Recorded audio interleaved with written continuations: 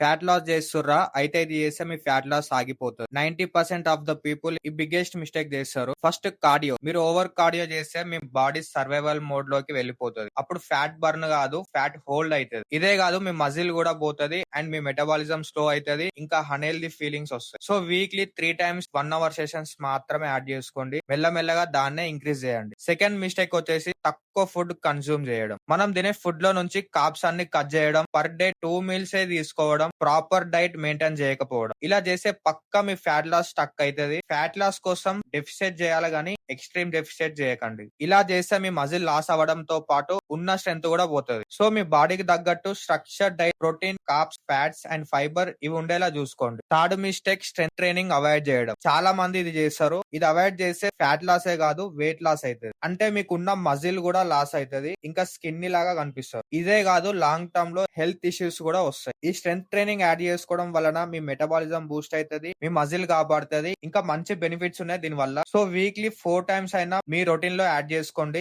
Better results ఉంటాయి. ఇంకా మన అకౌంట్ ని ఫాలో చేసుకోకపోతే ఫాలో చేసుకో. మళ్ళీ కలుద్దాం నెక్స్ట్ వీడియోలో.